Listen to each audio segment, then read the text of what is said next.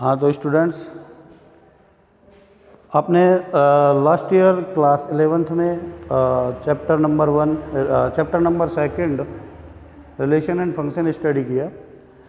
तो उसी चैप्टर में अब हमें उसी से रिलेटेड हमें क्लास 12th के अंदर रिलेशन एंड फंक्शन स्टडी करना है। ठीक है, तो यहाँ पे हमें फर्स्ट टॉपिक हमारा जो चैप्टर नंबर 1 है वो रिलेशन एंड फंक्शन, उसमें एक्सरसाइज 1.1 का इंट्रोडक्शन हम स्टडी करेंगे और एनसीईआरटी सिलेबस के हिसाब से। तो देखिए, लास्ट ईयर हमने रिलेशन पढ़ा था। तो रिलेशन क्या होता है कि मान के चलो एक सेट ए है, ये कोई ए सेट है, ये कुछ ऐसे ही पढ़ा था हमने 1 2 3, और एक बी सेट है। इस ए से रिलेशन बी में जो होगा वो कुछ ऐसे होगा कि मान के चलो बी सेट में 4 5 और 6 ये 3 एलिमेंट्स हैं। ठीक है ना। तो ए का रिलेशन, ए से बी में रिलेशन है, इसे हम लिखते हैं ए रिलेशन बी, या और मतलब या आर ए से बी में रिलेटेड है, ए से बी में रिलेटेड है। और वो कैसे होता है, रिलेशन कैसे होता है, तो इसका कार्टेशियन प्रोडक्ट होता था ए क्रॉस बी, और वो क्या होता था, वो क्रमित युग्म यानी ऑर्डर्ड पेयर हमें मिलते थे, और ऑर्डर्ड पेयर से मिलकर के एक क्या मिलता था, समुच्चय सेट मिलता था।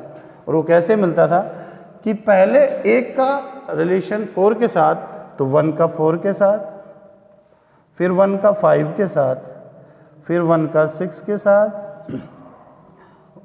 फिर उसके बाद 2 का 4 के साथ, फिर 2 का 5 के साथ, फिर 2 का 6 के साथ, फिर इसी तरीके से 3 का 1 के साथ, फिर 3 का 4 के साथ, 3 का 5 के साथ, और 3 का 6 के साथ। इस तरीके से हमें एक सेट मिलता है ए क्रॉस बी। और ए क्रॉस बी क्या होता है, कार्टेशियन प्रोडक्ट यानी कार्तीय गुणा होता है। इसके अंदर जो ये होते हैं ऑर्डर्ड पेयर होते हैं, क्रमित युग्म होते हैं, यानी ये, और इन्हें भी हम क्रमित युग्म को भी क्या बोलते हैं, एलिमेंट्स, अवयव बोलते हैं। ठीक है ना।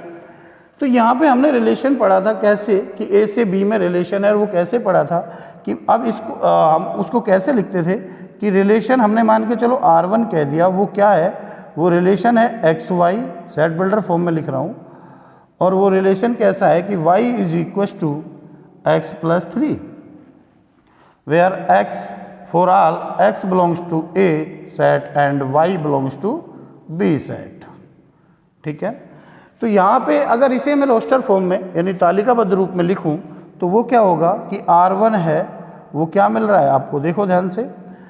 x को आपने कहाँ से लिया, x कहाँ से लेना, a सेट से, तो a सेट से 1, y क्या मिलेगा आपको 4, फिर आप x क्या रखोगे 2, y क्या मिलेगा 5, और फिर उसके बाद आप x क्या रखोगे 3, और y क्या मिलेगा 6। तो ये आपको एक रिलेशन मिला है ना।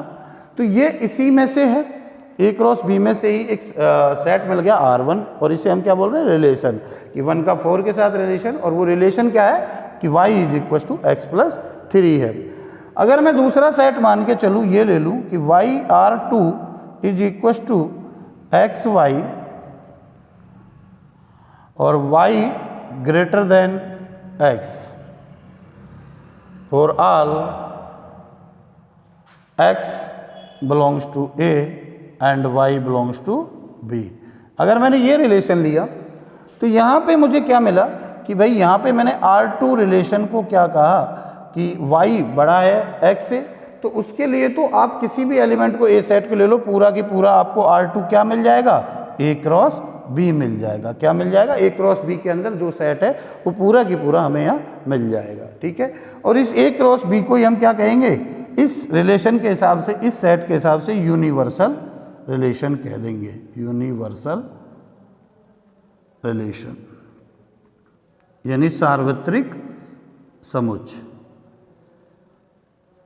सार्वत्रिक समुच्चय। ठीक है, ये हमने कह दिया इसको। अब मैं एक थर्ड रिलेशन ले लेता हूँ R3 उसे मैं क्या कह रहा हूँ कि x, y क्या है कि x ग्रेटर देन है y से, for all x belongs to a and y belongs to b। तो देखो ध्यान से, x कहाँ से लेना है, a से, और y कहाँ से लेना है, b सेट से। तो यहाँ पे ध्यान से देखिए, जो x के एलिमेंट्स हैं 1 2 3 हैं, x की जगह 1 2 3 रखेंगे। क्या किसी भी इस कार्टेशियन प्रोडक्ट से देख लो, चाहे यहाँ से देख लो, क्या कोई भी x y से ग्रेटर है? नहीं है। तो ये R3 आपको कैसा मिल गया? Phi relation. और इसे क्या बोलते हैं हम? Empty relation. क्या बोलते हैं? एम्प्टी रिलेशन, यानी रिक्त समुच्चय। ठीक है, रिक्त समुच्चय हमें मिल गया। तो देखिए, इतनी चीज़ें हमने लास्ट ईयर स्टडी करी थी। मैं इतना इनकी थोड़ा सा प्रीवियस क्लास पे डिटेल में इसलिए जा रहा हूँ क्योंकि हमें थोड़ा सा वहाँ से इन चीज़ों की नॉलेज ज़रूरी है। ठीक है, अब हमने क्या ऑब्जर्व किया यहाँ पे कि आर ए रिलेशन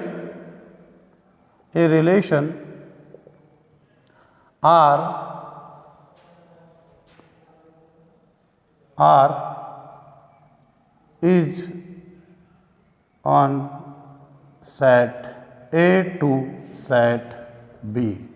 वो कैसा है कि वो होता है R is subset equal to A cross B का। ठीक है, क्या होता है? सबसेट इक्वल टू, यानी रिलेशन कार्टेशियन प्रोडक्ट जो भी होता है उसका सबसेट या इक्वल टू होता है, यानी उपसमुच्चय होता है। यानी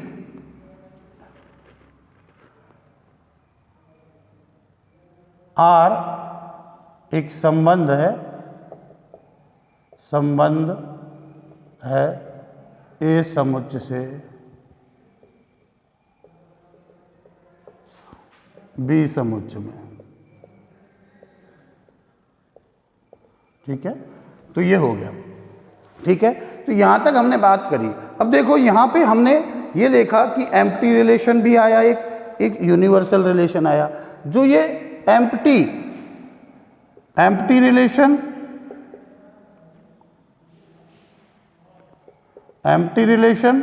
एंड यूनिवर्सल रिलेशन है, यूनिवर्सल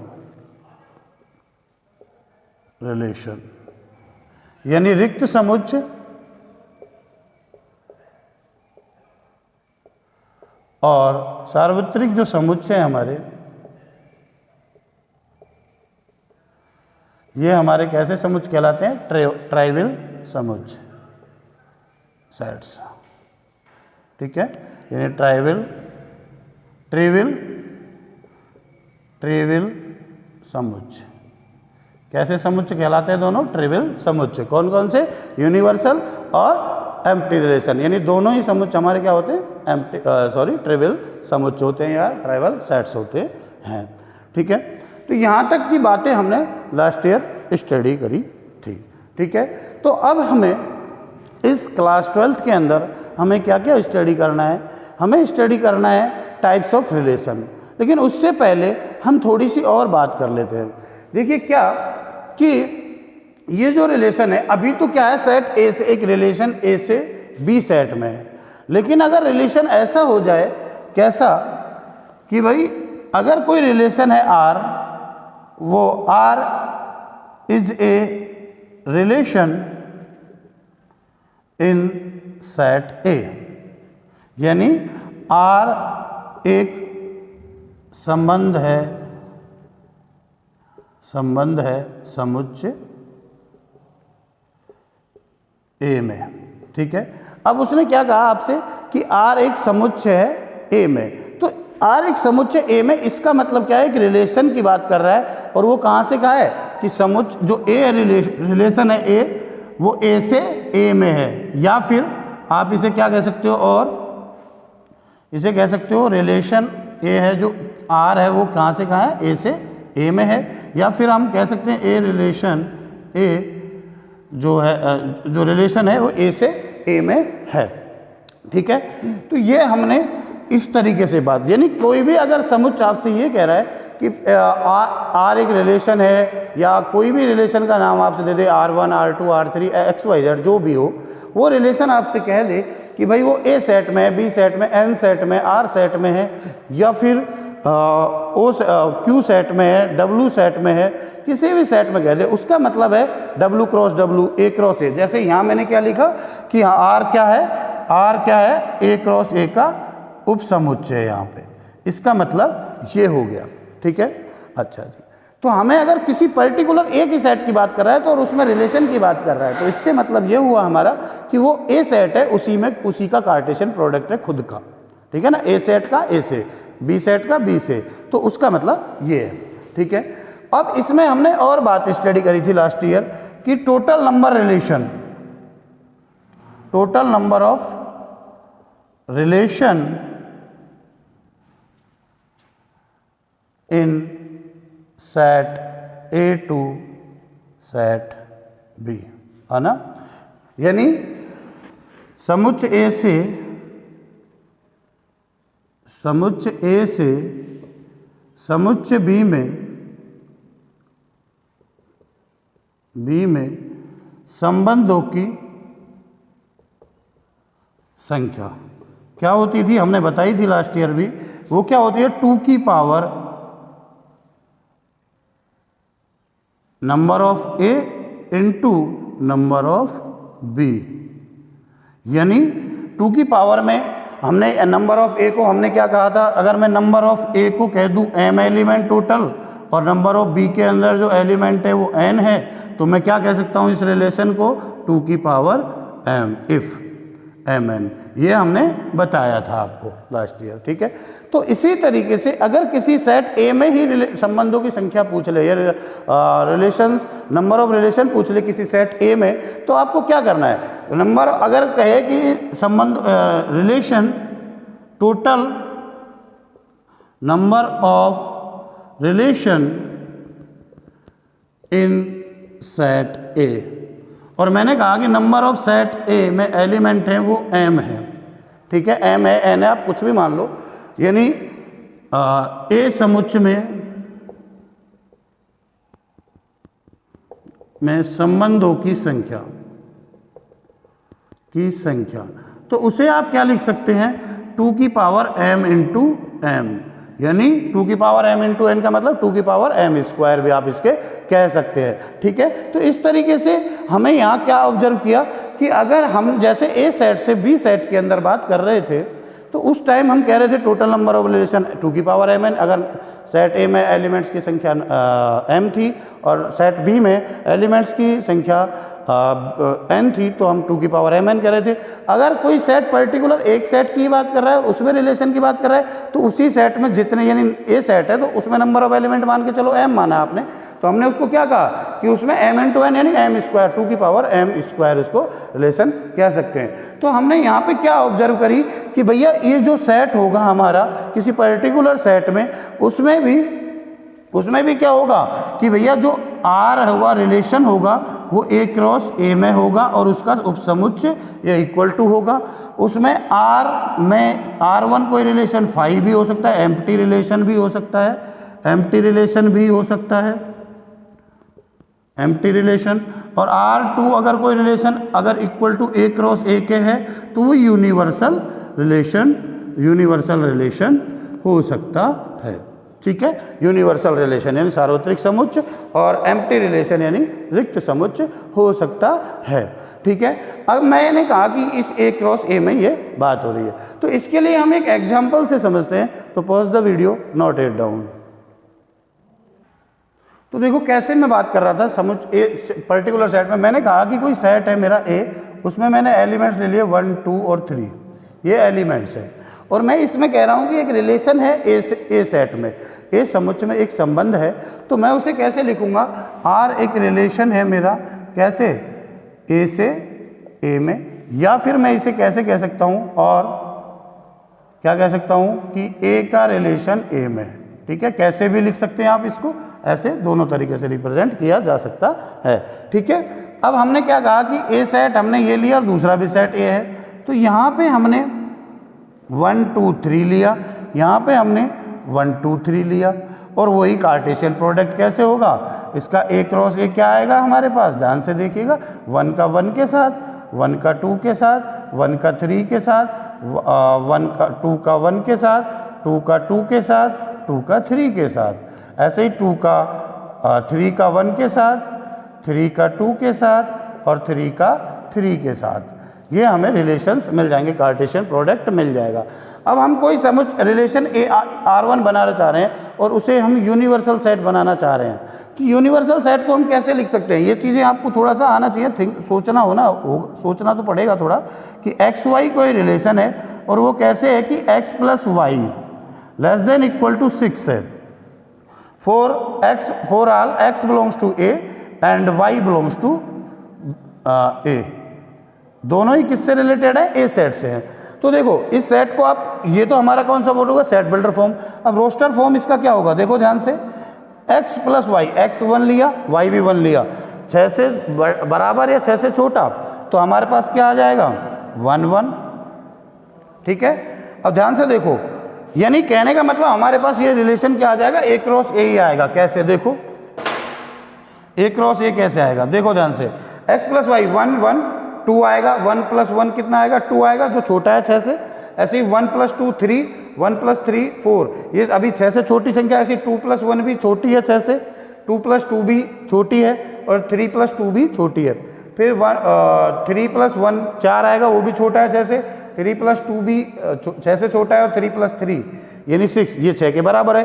तो ये इस सेट बिल्डर फॉर्म को फुलफिल कर रहा है, इसलिए हमारे पास क्या आ गया? ये। और ये कौन सा सेट हो गया हमारा? यूनिवर्सल सेट हो गया, यानी सार्वत्रिक समुच्चय हमारा हो गया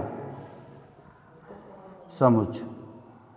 ठीक है, उसके बाद अगर हम किसी एम्प्टी सेट का एग्जांपल देना चाहें तो वो कैसे देंगे? देखिए, हमने कहा कि एक्स वाई है कोई एलिमेंट्स, है ना, और वो क्या, क्योंकि आपको पता है ना रिलेशन हमेशा कार्टेशियन प्रोडक्ट पे चलेगा, यानी कार्तीय गुणा पे चलेगा। रिलेशन जब भी चेक करना होगा आपको कार्तीय गुणा पे चेक करना होगा। अब देखिए ध्यान से कि मैंने कहा कि वो रिलेशन कैसे आएगा, तो मैंने कहा कि भैया x प्लस वाई है वो ग्रेटर देन 6 आना चाहिए और x comma y belongs to A set है फॉर ऑल। तो आप एक बात बताइए, x प्लस वाई हमने अभी देखा तो R2 आपको क्या मिलेगा? 5 मिलेगा, एम्प्टी सेट मिलेगा, एम्प्टी सेट मिलेगा, यानी रिक्त समुच्चय मिलेगा। क्यों मिलेगा? अब देखो ध्यान से, देखो ध्यान से, x प्लस वाई, ऐसा अगर इन ए से ए में रिलेशन आप चेक कर रहे हो तो आप ध्यान से देखिए, कोई भी एलिमेंट ऐसा है कि 1 1 2 क्या 6 से छोटा नहीं है ना?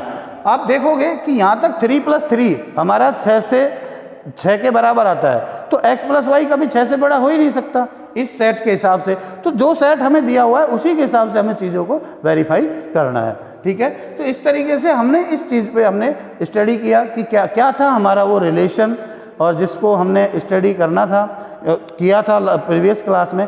अब हमें स्टडी करना है टाइप्स ऑफ रिलेशन, और वो भी किस तरीके से, किस टाइप के रिलेशन पढ़ना है। सिर्फ हमें किसी पर्टिकुलर सेट पे रिलेशन की बात कर रहा होगा और उसमें हमें उसे चेक करना है कि भैया ए सेट में, बी सेट में, एन सेट में, आर सेट में, तो उन पे हमें बात करनी है कि टाइप्स ऑफ रिलेशन। तो pause the video, note it down. तो स्टूडेंट्स, अब हमें बात करनी है टाइप्स ऑफ रिलेशन, संबंधों के प्रकार की। तो देखिए, हमें किसके संबंध, पहले हमें किसी पर्टिकुलर सेट पे, यानी किसी एक सेट दिया होगा उस पे रिलेशन के बारे में बात करनी है कि कौन कौन से रिलेशन। तो हमें यहाँ पढ़ना क्या क्या है? पहला जो होगा हमारा वो होगा आइडेंटिटी रिलेशन, आइडेंटिटी रिलेशन। दूसरा होगा हमारा रिफ्लेक्सिव रिलेशन, रिफ्लेक्सिव रिलेशन। तीसरा होगा हमारा सिमेट्रिक रिलेशन, सिमेट्रिक रिलेशन। और चौथा होगा हमारा ट्रांजिटिव रिलेशन। ठीक है, आइडेंटिटी मतलब तत्समक संबंध, तत्समक संबंध, सैतुल्य संबंध,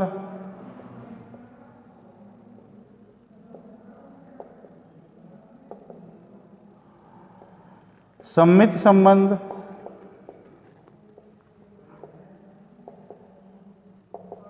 और संक्रामक संबंध। तो इन रिलेशन के बारे में हमें बात करनी है ना? कौन कौन से? आइडेंटिटी, रिफ्लेक्सिव, सिमेट्रिक और ट्रांजिटिव, यानी तत्समक, सैतुल्य, सम्मित और संक्रामक संबंध। इस वीडियो में सिर्फ अभी हम 2 रिलेशन पढ़ेंगे, तत्समक और शैतुल, उसके बाद नेक्स्ट वीडियो में पढ़ेंगे। लेकिन पहले इसके अलावा हमें क्या पढ़ना है, equivalence relation, equivalence relation and equivalence classes. तो ये पहले क्लासेस, इसको भी हमें इस टॉपिक में पढ़ना है, लेकिन ये हमें पहले इन रिलेशनों को पढ़ने के बाद हम इक्विवेलेंस रिलेशन और इक्विवेलेंस क्लासेस की बात करेंगे, ठीक है ना। तो सबसे पहले हम स्टार्ट करते हैं आइडेंटिटी रिलेशन, है ना। तो इतना आप नोट करिए, उसके बाद हम बात करते हैं आइडेंटिटी रिलेशन की। तो सबसे पहले आइडेंटिटी रिलेशन क्या है, तो देखो ध्यान से। आइडेंटिटी रिलेशन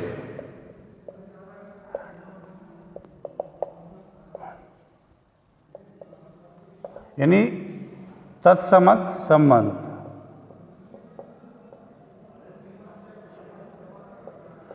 देखिए थोड़ा सा चीज़ों को सोचना आपको पड़ेगा, थोड़ा सा इन चीज़ों को थोड़ा सा टफेस्ट माना जाता है मैथमेटिक्स के अंदर।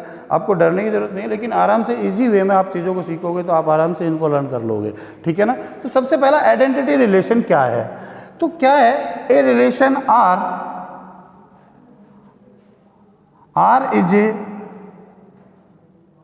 is a relation in set A. R is a relation in set A is said to be identity relation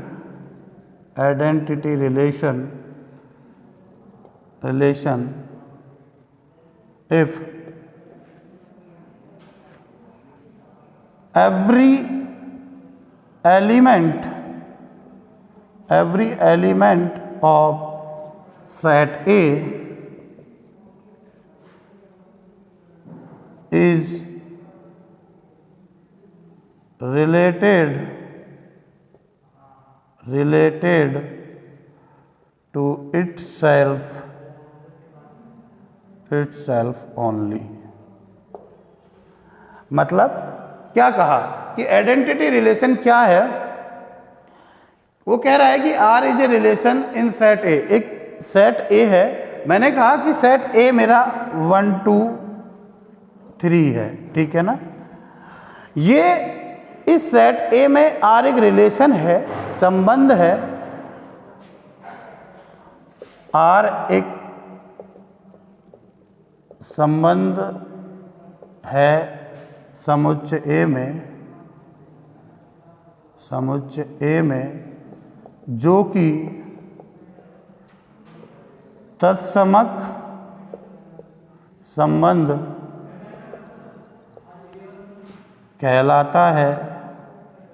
कहलाएगा यदि समुच्चय ए का प्रत्येक अवयव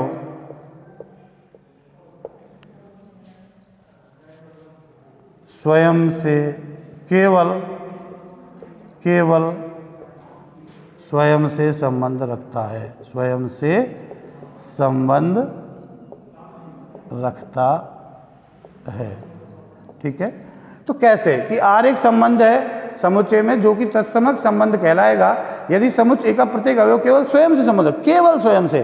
देखिए आप 2 रिलेशन पढ़ेंगे आज, आइडेंटिटी और रिफ्लेक्सिव। दोनों में चीजें लगभग सेम है, बस सिर्फ और सिर्फ अंतर है तो इस वर्ड का, ओनली का यानी केवल का, यानी यहाँ पे केवल यूज हो रहा है, यानी केवल स्वयं से संबंध रखता है। कैसे, तो मैंने कहा कि ए सेट है, अब रिलेशन है तो जाहिर सी बात है रिलेशन कहाँ से कहाँ होगा, ए से ए में होगा, यही होगा ना रिलेशन भाई। रिलेशन होगा तो ए से ए में होगा, और वो कैसा संबंध है कि ए के जो एलिमेंट हैं वो भी ए से ही होगा, वो भी 1 2 3 केवल स्वयं से संबंध रखते हैं। एवरी एलिमेंट यानी समुच्चय का प्रत्येक अवयव, यानी प्रत्येक अवयव यानी समुच्चय ए में कौन कौन से अवयव हैं 1 2 3, ये 1 2 3 स्वयं से संबंध रखते हो केवल, यानी 1 की 1 से इमेज हो, 2 की 2 के साथ, 3 की 3 से इमेज हो, इसके अलावा कुछ भी नहीं होना चाहिए। मतलब क्या है, मैंने एक रिलेशन लिख दिया R1 क्या, कि 1 1 2 2 3 3। तो ये मेरा कैसा रिलेशन है? आइडेंटी रिलेशन है, यानी तत्समक संबंध है। आइडेंटी का मतलब आइडेंटिकल, यानी खुद का स्वयं के जैसा होना चाहिए, है ना। अगर मैं कोई दूसरा रिलेशन लिखूं, ये आइडेंटिटी रिलेशन है। अब मैं लिख रहा हूं इसे हम आई ए से भी डिनोट करते हैं, आई ए, आइडेंटिटी रिलेशन, ठीक है ना। अच्छा, अब मैंने R2 संबंध लिखा, कैसे कि 1 2 3 3 2 2, ठीक है, और 1 2। अब देखो इस रिलेशन R2 पे ध्यान दो, 1 2 3 3 2 2। देखिए 1 का सॉरी यहाँ 1 1 1 का 1 से है, ठीक है, 2 का 2 3 का 3 से है, 2 का 2 से है, कोई दिक्कत नहीं। लेकिन यहाँ क्या आ गया? 1 का 2 के साथ। तो अगर 1 का 2 के साथ आ गया तो डेफिनेशन देखो क्या कह रहा है कि every element of set A, every element of set A यानी 1 2 3 का रिलेटेड होना चाहिए इटसेल्फ, यानी 1 2 3 से ही रिलेशन होना चाहिए। और वो कैसे होना चाहिए कि स्वयं का स्वयं के साथ, यानी 1 का 1 से, 2 का 2 से, 3 का 3 से, केवल इटसेल्फ ओनली, केवल स्वयं से ही होना चाहिए और किसी से नहीं होना चाहिए, यानी 1 का 1 से 2। तो यहाँ पे क्या आ गया? 1 का 2 से, तो ये आइडेंटिटी रिलेशन नहीं है। अच्छा, इसके अलावा थर्ड एग्जाम्पल लेते हैं R3। उसमें क्या है, मैंने कहा कि 1 1 और 2 2, तो क्या ये आइडेंटिटी रिलेशन है? तो चेक करते हैं, 1 का 1 से, 2 का 2 से, लेकिन किसका नहीं है? 3 का 3 से नहीं है। और हमने डेफिनेशन क्या कह रही है कि आइडेंटिटी रिलेशन होने के लिए every element of set A related to itself only, यानी तत्समक संबंध होने के लिए समुच्चय ए के प्रत्येक अवयव का, समुच्चय ए के प्रत्येक अवयव का केवल स्वयं से संबंध होना चाहिए। तो केवल स्वयं, तो यहाँ पे देखो स्वयं से तो है, लेकिन किसका नहीं है? 3 का 3 के साथ नहीं है, तो केवल प्रत्येक अवयव नहीं आया ना, इसलिए ये आइडेंटिटी रिलेशन नहीं है। तो आइडेंटिटी रिलेशन के अंदर हमने क्या स्टडी किया कि भाई हमारा कोई भी समुच्चय होगा वो पर्टिकुलर एक ही सेट में से होगा, दोनों A क्रॉस A होगा या B क्रॉस B होगा या N क्रॉस N होगा। उसमें से हमें ये देखना है कि स्वयं का स्वयं के साथ संबंध हो, यानी 1 का 1 के साथ, 2 का केवल स्वयं का स्वयं के साथ संबंध हो, और प्रत्येक अवयव जितने भी समुच्चय के अंदर अवयव हैं उन सबका होना चाहिए स्वयं के साथ स्वयं का, अन्य किसी के साथ नहीं होना चाहिए। दूसरी बात, और कोई भी अवयव छूटना नहीं चाहिए। ये होता है आइडेंटिटी रिलेशन। इसको और चेक कर लेते हैं। तो क्या अगर मैं ये कहूँ कि भैया कि इसका यूनिवर्सल सेट होगा, अब ए का यूनिवर्सल सेट क्या होगा? A क्रॉस A होगा ऑब्वियसली। भाई यूनिवर्सल सेट हमने क्या बताया था लास्ट ईयर, सार्वत्रिक समुच्चय, कि किसी भी कॉन्टेक्स्ट में या तथ्य में अगर हम बात कर रहे हैं तो उसका सबसे बड़ा सेट यूनिवर्सल सेट होता है, सार्वत्रिक समुच्चय होता है ना। तो यूनिवर्सल सेट में क्या यूनिवर्सल सेट आइडेंटिटी रिलेशन होता है? नहीं, यूनिवर्सल सेट आइडेंटिटी रिलेशन नहीं होता, क्योंकि यूनिवर्सल सेट के अंदर 1 का 2 से भी आएगा, 1 का 3 से भी आएगा, या 2 का 1 से भी आएगा। वहाँ पे 1 1 2 2 3 3 तो होंगे, लेकिन उसके अलावा और भी एलिमेंट होंगे, तो वो हमारा आइडेंटिटी रिलेशन नहीं होगा। क्या 5 एम्प्टी सेट? तो A cross A R relation, R और R कोई रिलेशन है 5, ये आइडेंटिटी रिलेशन नहीं होते, नॉट आइडेंटिटी रिलेशन, ठीक है, यानी तत्समक संबंध नहीं होते, तत्समक संबंध नहीं होते। और किसी भी सेट में आइडेंटिटी रिलेशन यूनिक होता है। आइडेंटिटी इनको नोट कर लीजिएगा स्टार लगा के, है ना। आइडेंटिटी रिलेशन इज यूनिक, यानी तत्समक संबंध अद्वितीय होता है, केवल एक ही होता है, अद्वितीय होता है। अद्वितीय का मतलब केवल एक होता है, एक ही, है ना, ये एक ही होता है। आइडेंटिटी रिलेशन सिर्फ एक ही होता है, किसी भी सेट में आइडेंटिटी रिलेशन सिर्फ एक ही होता है, ठीक है। तो ये हमारा था आइडेंटिटी रिलेशन। तो क्या सीखा कि स्वयं का स्वयं, किसी भी सेट में जितने भी अवयव होंगे उनका सबकी इमेज स्वयं ही होनी चाहिए, प्रतिबिंब स्वयं ही होना चाहिए, और उसके अलावा कुछ भी नहीं होना चाहिए। अब इसके बाद हम पढ़ते हैं सेकंड, रिफ्लेक्सिव रिलेशन, ठीक है। तो pause the video, note it down. तो बेटा नेक्स्ट है हमारा रिफ्लेक्सिव रिलेशन। तो देखिए आइडेंटिटी रिलेशन में हमने कहा कि किसी भी पर्टिकुलर सेट में कोई हमें किसी पर्टिकुलर एक ही सेट में हमें रिलेशन देखने हैं, तो टाइप्स ऑफ रिलेशन में किसी एक ही सेट पे बात कर रहे हैं कि उसमें हमने तत्समक संबंध पढ़ा कि सेट ए के प्रत्येक अवयव का स्वयं से संबंध होना चाहिए, केवल स्वयं से होना चाहिए। बट रिफ्लेक्सिव में क्या है कि R is a relation on set A is said to be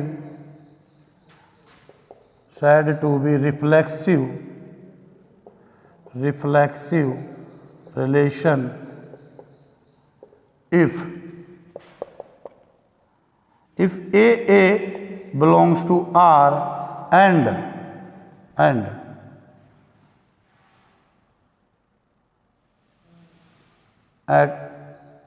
it may be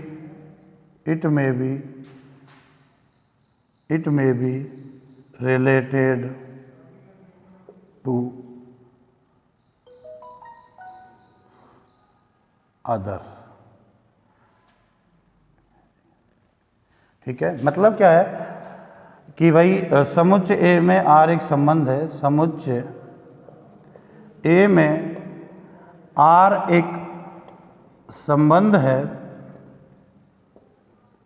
जो सैतुल्य संबंध कहलाता है, सैतुल्य संबंध कहलाएगा यदि सेट ए का प्रत्येक अवयव स्वयं से संबंध बनाता है और इसके अलावा अन्य से भी संबंध बना सकता है या नहीं।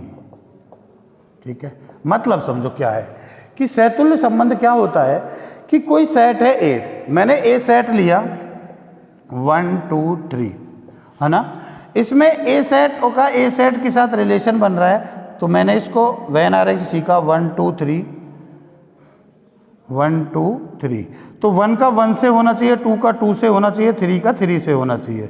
ठीक है, मतलब आइडेंटिटी की तरह तो होना चाहिए, प्रत्येक अवयव का स्वयं से संबंध तो होना चाहिए। इसके अलावा मान के चलो ए 2 के साथ भी रिलेशन बना रहा है, ए 2 के साथ भी रिलेशन बना रहा है, तो मैं इस रिलेशन को ऐसे लिख रहा हूँ, देखो क्या है, 1 का 1 से है, 2 का 2 से है और 3 का 3 से है। ये काम तो होना ही चाहिए प्रत्येक अवयव का, बट 1 का 2 के साथ भी है, तो इससे कोई फर्क नहीं पड़ता रिफ्लेक्सिव पे, स्वयं का स्वयं से तो होना चाहिए, इसके अलावा कुछ भी हो, 1 का 2 के साथ हो, 2 का 1 के साथ हो, 3 का 2 के साथ, इनके अलावा भी कार्टेशियन प्रोडक्ट में से जो एलिमेंट होते हैं कार्तीय गुणा में, उनमें से भी कोई एलिमेंट्स हो सकता है ना। तो कहने का मतलब यह है कि आइडेंटिकल रिलेशन जो होता है वो रिफ्लेक्सिव हो सकता है, बट रिफ्लेक्सिव रिलेशन आइडेंटिकल है या नहीं है ये हम कह भी सकते, हो भी सकता है और नहीं भी हो सकता है। मतलब ये देखो, ये रिफ्लेक्सिव है, सैतुल्य है, बट आइडेंटिकल नहीं है ना, आइडेंटिकल नहीं है। ये रिफ्लेक्सिव है, आइडेंटिकल नहीं। क्यों? ध्यान से समझना, आइडेंटिकल रिलेशन में हमने क्या कहा था, हमने ये कहा था कि आइडेंटिकल में केवल स्वयं का स्वयं से होना चाहिए, इसके अलावा कुछ भी नहीं होना चाहिए। बट रिफ्लेक्सिव में क्या है, केवल प्रत्येक अवयव का रिलेशन स्वयं से होना चाहिए, इसके अलावा हो भी सकता है रिलेशन और नहीं भी हो सकता। ठीक है, तो ये है हमारा रिफ्लेक्सिव रिलेशन। इसके अलावा अगर मैं फाई सेट की बात करूँ, IR2 अगर मेरा फाई सेट आ गया, कोई भी रिलेशन आ गया जो हमें रोस्टर फॉर्म में फाई मिल रहा है ना, तो वो फाई रिलेशन ना तो रिफ्लेक्सिव होता है, रिफ्लेक्सिव भी नहीं होता, वो रिफ्लेक्सिव नहीं होता। और R3 ना आइडेंटिकल होता है। R3 अगर मेरा A क्रॉस A है, यानी यूनिवर्सल सेट है, ये एम्प्टी में रिफ्लेक्सिव नहीं होता, एम्प्टी। और यूनिवर्सल रिफ्लेक्सिव होता है, रिफ्लेक्सिव होता है। ठीक है ना, ध्यान रहे आइडेंटिकल रिलेशन में एम्प्टी और यूनिवर्सल सेट दोनों ही आइडेंटिकल नहीं होते, आइडेंटिटी रिलेशन नहीं होते, बट रिफ्लेक्सिव रिलेशन में जो यूनिवर्सल सेट है वो रिफ्लेक्सिव होता है, बट एम्प्टी रिलेशन रिफ्लेक्सिव नहीं होता। इस चीज़ को आप नोट भी अपने हिसाब से कर लीजिएगा। ठीक है ना, तो हमने क्या अंतर देखा। अब मैं और एग्जांपल दे देता हूँ इसके अलावा। देखिए मैंने कहा कि मेरा R4 कोई रिलेशन है, वो 1 1 2 2 1 3 ये है, तो चेक करते हैं रिफ्लेक्सिव है या नहीं है। पहले तो आइडेंटिकल चेक कर लेते हैं। आइडेंटिकल है स्वयं का स्वयं से, 1 का 1 से, 2 का 2 से है, लेकिन 3 का 3 से नहीं है, और इसके अलावा 1 3 है, तो ये आइडेंटिकल नहीं है। बट रिफ्लेक्सिव अगर चेक करें तो 1 का 1 से, 2 का 2 से, 1 का 3 से है, कोई दिक्कत नहीं है, बट 3 का 3 से नहीं है, तो ये रिफ्लेक्सिव नहीं है। इस तरीके से आप लिख ले। R5 एक रिलेशन लेते हैं। मैंने कहा 1 का 1 से, 1 का 2 से, 2 का 2 से, 3 का 1 से और 3 का 3 से, क्या ये रिफ्लेक्सिव है? तो चेक करते हैं, 1 का 1 से है, 2 का 2 से है, 3 का 3 से है। इसके अलावा क्या है उससे हमें ध्यान नहीं देना है, सिर्फ स्वयं का स्वयं से होना चाहिए। उसके अलावा अवयव है या नहीं है, रिफ्लेक्सिव चेक करते वक्त स्वयं का स्वयं से चेक करो, इसके प्रत्येक अवयव का, बाकी क्या है उससे मतलब नहीं है, रिफ्लेक्सिव हो जाएगा। बट आइडेंटिकल रिलेशन में केवल स्वयं का स्वयं से होना चाहिए। ध्यान रहे रिफ्लेक्सिव में एम्प्टी रिलेशन रिफ्लेक्सिव नहीं होता, यूनिवर्सल रिलेशन रिफ्लेक्सिव होता है। बट आइडेंटिकल में ना तो रिफ्लेक्सिव आइडेंटिकल ना तो यूनिवर्सल सेट आइडेंटिकल होता है, ना ही एम्प्टी सेट आइडेंटिकल होता है। तो इस तरीके से हमने 2 टॉपिक आज स्टडी कर लिए हैं। अब कल हम टाइप्स ऑफ रिलेशन में ही ट्रांजिटिव रिलेशन, आपके स्टडी और सिमेट्रिक रिलेशन के बारे में स्टडी करेंगे, और इन दोनों पर बेस्ड एक एग्जाम्पल करेंगे। Pause the video, note it down and thank you.